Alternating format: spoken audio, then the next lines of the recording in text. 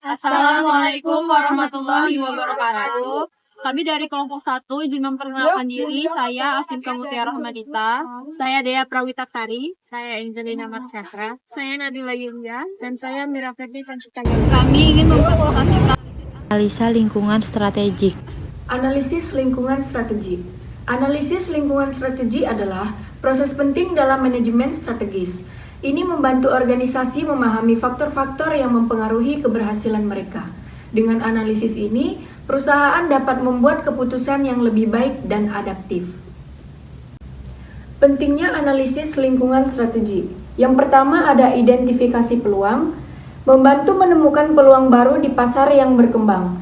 Organisasi dapat memanfaatkan tren dan perubahan untuk pertumbuhan. Yang kedua ada mitigasi risiko.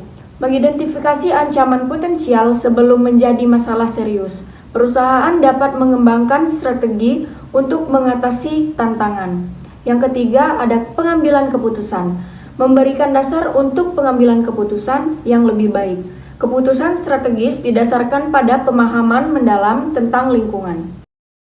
Macam-macam analisis lingkungan strategi. Yang pertama, analisis eksternal, yaitu mengevaluasi faktor-faktor di luar organisasi yang dapat mempengaruhi kinerja. Yang kedua, analisis internal, yaitu mengkaji kekuatan dan kelemahan dalam organisasi untuk perbaikan dan optimalisasi. Yang ketiga, analisis stakeholder, yaitu mengidentifikasi dan menilai kepentingan berbagai pemangku kepentingan dalam organisasi. Selanjutnya ada analisis lingkungan eksternal. Lingkungan eksternal terbagi menjadi 3. Yang pertama, faktor makro. Faktor makro meliputi aspek politik, ekonomi, sosial, dan teknologi global. Faktor makro juga mempengaruhi seluruh industri dan pasar. Yang kedua, faktor mikro. Faktor mikro mencakup pelanggan, pesaing, dan pemasok. Faktor mikro berdampak langsung pada operasional perusahaan. Yang ketiga, ada tren industri. Tren industri ini menganalisis perubahan dalam industri spesifik, juga membantu mengantisipasi pergeseran pasar. Selanjutnya, ada analisis lingkungan internal. Di dalam analisis lingkungan internal, itu terdapat sumber daya manusia. Nah, sumber daya manusia ini menganalisis tentang karyawan dan keterampilan yang tersedia di dalam perusahaan. Yang kedua, proses bisnis.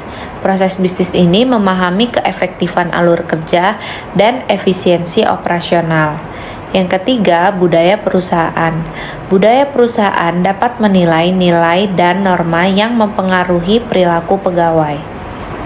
Analisis stakeholder. Analisis stakeholder itu ada 3. Yang pertama, identifikasi stakeholder, yaitu mengenali semua pihak yang terkait dengan organisasi, termasuk pelanggan, karyawan, investor, dan masyarakat. Yang kedua, itu ada penilaian kepentingan. Mengevaluasi tingkat pengaruh dan minat setiap stakeholder. Juga membantu prioritasi dalam pengambilan keputusan. Yang ketiga, strategi engagement. Strategi ini mengembangkan pendekatan untuk mengelola hubungan dengan stakeholder, memastikan keselarasan, kepentingan, dan dukungan. Materi selanjutnya adalah 5 komponen utama analisis lingkungan strategi. Analisis makroekonomi atau pastel. Yang pertama, politik. Stabilitas pemerintah, kebijakan perdagangan, dan regulasi industri mempengaruhi iklim bisnis secara keseluruhan. Yang kedua, ekonomi. Pertumbuhan ekonomi, inflasi, dan nilai tukar berdampak pada daya beli dan investasi. Yang ketiga, sosial.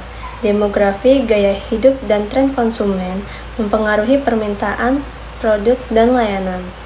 Yang keempat, teknologi. Inovasi, otomatisasi, dan disrupsi digital mengubah cara bisnis beroperasi dan bersaing. Selanjutnya, analisis industri atau Porter's Five Forces. Yang pertama, persaingan antar kompetitor. Intensitas persaingan dalam industri mempengaruhi strategi harga dan diferensiasi produk. Yang kedua, ancaman pendatang baru. Kemudahan masuk ke industri menentukan stabilitas pangsa pasar dan stabilitas. Yang ketiga, ketentuan pembeli. Pengaruh pelanggan terhadap harga mempengaruhi margin dan volume penjualan. Selanjutnya ada analisis lingkungan keuangan. Yang pertama ada rasio keuangan, mengukur likuiditas, profitabilitas, dan efisiensi perusahaan, memberikan gambaran kesehatan finansial organisasi. Yang kedua ada arus kas, menganalisis aliran masuk dan keluar dana penting untuk menjaga kelangsungan operasional. Yang ketiga ada struktur modal, di mana mengevaluasi komposisi utang dan ekuitas, mempengaruhi kemampuan investasi, ekspansi bisnis. Selanjutnya juga ada analisis lingkungan kompetitif. Yang pertama ada segmentasi pasar, mengidentifikasi kelompok pelanggan yang berbeda, membantu menyesuaikan strategi untuk setiap segmen. Yang kedua ada analisis pesaing, mempelajari kekuatan dan kelemahan kompetitor, memungkinkan positioning yang lebih efektif di pasar. Yang ketiga ada diferensiasi produk, mengidentifikasi keunikan produk atau layanan, penting untuk menciptakan keunggulan kompetitif yang berkelanjutan. Di sini juga ada matrix SWOT, di mana ada kekuatan, kelemahan, peluang, dan ancaman. Kekuatannya mengidentifikasi keunggulan yang dimiliki perusahaan. Kelemahan, mengetahui era yang perlu diperbaiki atau diperhitungkan. Yang ketiga, peluang, menemukan kesempatan di pasar yang bisa dimanfaatkan. Keempat, ancaman, mengetahui risiko yang dapat mengganggu keberlangsungan bisnis. Selanjutnya yaitu langkah-langkah analisis strategik. Yang pertama, pengumpulan data. Pengumpulan data yaitu mengumpulkan informasi yang relevan dari berbagai sumber. Yang kedua, pemrosesan informasi, yaitu analisis data untuk mendapatkan wawasan yang berarti. Yang ketiga, penyusunan rencana, yaitu membuat rencana tindakan berdasarkan hasil analisis. Selanjutnya kesimpulan. Analisis lingkungan strategik sangat penting untuk merumuskan strategi yang efektif dan menjaga daya saing organisasi dalam jangka panjang. Ini membantu dan membuat keputusan yang berbasis data dan menjamin kesuksesan jangka panjang. Sekian presentasi dari kami. Wassalamualaikum warahmatullahi wabarakatuh.